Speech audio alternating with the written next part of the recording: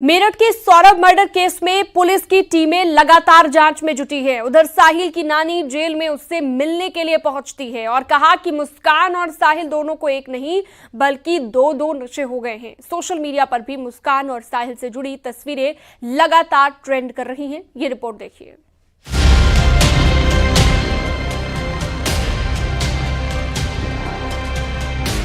भगवान कसम सूर्य नारायण में बहुत दुख है। मेरठ के चर्चित सौरभ हत्याकांड के आरोपी साहिल से पहली बार जेल में उसकी नानी ने मुलाकात की। साहिल के लिए नमकीन और कपड़े लेकर पहुंची नानी ने सौरभ की मौत पर दुख जताते हुए कहा कि घटना बेहद दर्दनाक है। भगवान कसम सूर्य नारायण में बहुत दुख है। नानी ने कहा कि दोनों को दो नशे हो गए हैं। नशे के आदी तो दोनों ही हैं।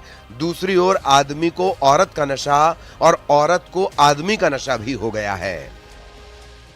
अरे मैं कह रही हूँ, मुझे अब तुम्हें यकीन नहीं आ रहा। इतनी बात मैं कह रही हूँ कि उससे ज्यादा लड़के का दुख कुछ नहीं करा। ये दो नशे हो गए, नहीं दो नशे हो गए। एक तो नशा खूब कर रखा था, एक आदमी को औरत का आदमी को नशा, ये सबसे बड़ा हो गया।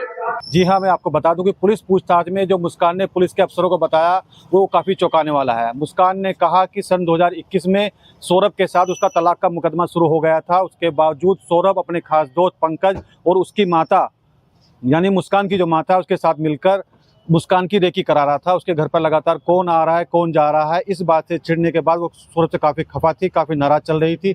और नवंबर 2024 में उसने सौरभ को निपटाने का पूरा प्लान साहिल के साथ तैयार कर लिया था, जिसके लिए ड्रम दवाइयाँ सब कुछ तैयार कर ली थी। घटना से कुछ घंटे पहले सौरभ का जो खास दोस्त है वो सौरभ के साथ उसके घर पर गया खाना देने के बाद लिए, और खाना देने के बाद सौरभ और मुस्कान की काफ़ी हाथापाई हुई, लड़ाई हुई, झगड़ा हुआ। साहिल की नानी ने नियम के मुताबिक मुलाकात की पर्ची लगाई थी। जेल मैनुअल के तहत परिजनों को मिलने की अनुमति होती है और नानी भी इसी श्रेणी में आती हैं, इसीलिए उन्हें मिलने दिया गया। साहिल को जेल के भीतर अभी तक किसी काम में नहीं लगाया गया है। 10 दिन पूरे होने के बाद ही उसे जेल के किसी काम में शामिल किया जाएगा। उधर जेल में साहिल के बाल छोटे छोटे कटवा दिए गए हैं। उसकी नानी ने मुलाकात के लिए अनुरोध किया था, पर्ची लगाई थी तो उसकी नानी मिलने आई। देखिए, जेल में पहला काम होता है अनुशासन में रहना, और 2-2.5 फुट के बाल का कोई मतलब नहीं है। हालांकि उसने स्वयं ही इच्छा जाहिर की थी कि मेरे बाल जो कटवा दी जाए, तो यहाँ पर नाई उपलब्ध है, अन्य बंदियों की तरह उसके भी बाल कटवाए। मेरठ में सौरभ के परिवार पर दुखों का पहाड़ टूट पड़ा है। कातिल मुस्कान और उसके बॉयफ्रेंड साहिल की रातें जेल के भीतर अब तन्हाई में कट रही हैं। फिलहाल पुलिस की टीमें घटना के सबूत जुटा रही हैं, जिससे कातिलों को कानूनी रूप से अंजाम तक पहुंचाया जा सके। निखिल अग्रवाल, न्यूज़ 18, मेरठ।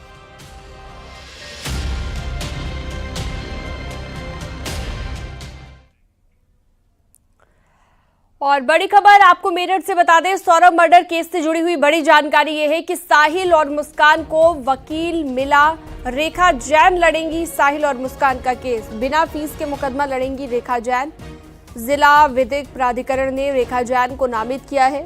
सौरभ के परिजनों ने अभी तक वकील फाइनल नहीं किया है। और अब बड़ी खबर ये मिल रही है कि साहिल और मुस्कान का केस रेखा जैन लड़ेंगी। जिला कारागार से सौरभ हत्याकांड के मामले में जो आरोपी हैं, उन दोनों की एप्लीकेशन निःशुल्क अधिवक्ता के लिए हमारे पास जिला कारागार के माध्यम से प्राप्त हुई, और हमने जिला विधिक सेवा प्राधिकरण द्वारा श्रीमती रेखा जैन को नामित किया गया है। दोनों के लिए।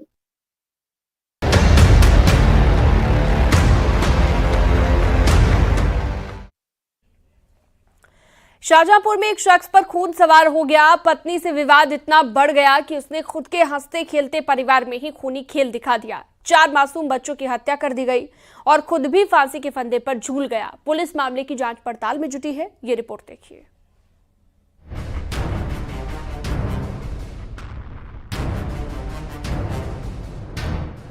शाहजहांपुर के रोजा थाना इलाके के गांव मानपुर चचरी में मौत का मातम पसरा हुआ है। यहाँ एक दिल दहला देने वाली घटना सामने आई है। एक पिता ने अपने 4 बच्चों की धारदार हथियार से हत्या कर दी और खुद भी फांसी लगाकर जान दे दी। मरने वालों में बड़ी लड़कियों की उम्र 12 साल और 7 साल के बीच है, जबकि 5 साल का एक लड़का भी है। सूचना मिलते ही पुलिस और फॉरेंसिक टीम मौके पर पहुंची। शवों को कब्जे में लेकर पोस्टमार्टम के लिए भेजा गया है। अब ये अपने बच्चों के साथ अपने घर लेटे थे, और पोता है एक, उसे सवेरे अंधेरे में चाय बनाते हम, तो उसे चाय पीने के लिए टेरते थे। आज उसे टेरा, जब नहीं सुना, उसने नहीं आया, तो हमने किबारे धक्के दे के किबारे बंद, शौचालय से चढ़ के और जीना पर से उतर, जब देखो तो चारों बच्चा कटे पड़े अपने आप कमरा के अंदर लटके। क्या कोई ये मृतक राजीव हैं, तो ये कल रात में अपने चारों बच्चों के साथ घर के अंदर गए। इनकी पत्नी अपने पीहर गई हुई थी, तो सुबह जब इनके राजीव के पिताजी ने जब गेट खोला, गेट बजाया, तो किसी ने गेट नहीं खोला। तो उन्होंने जब बाथरूम के ऊपर से जब अंदर गए हैं, तो उन्हें पता चला है कि चार बच्चे थे उनके, स्मृति, कीर्ति, प्रगति और ऋषभ। तो चारों बच्चों का गला कटा हुआ है, उनकी हत्या हो चुकी है, मौत हो चुकी है, और राजीव ने खुद को फांसी लगा ली है।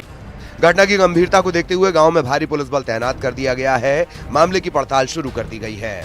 बताया जा रहा है कि घटना के समय बच्चों की मां अपने मायके में थी। शुरुआती जांच में पारिवारिक कलह को घटना की वजह बताया जा रहा है।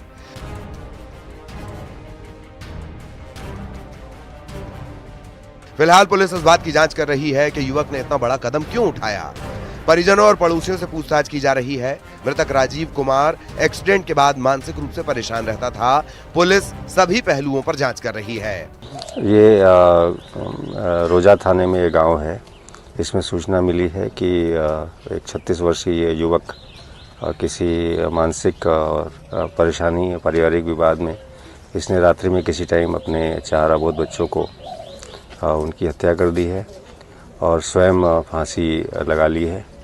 पुलिस मौके पर है और विधिक कार्रवाई की जा रही है।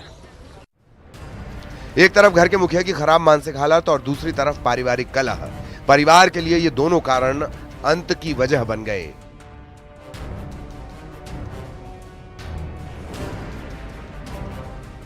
फिलहाल परिवार में अब सिर्फ राजीव की पत्नी ही बची है जो अपने मायके में है। देखना यह है कि पुलिस की जांच में घटना की असल वजह क्या सामने आती है। Bureau report, news 18।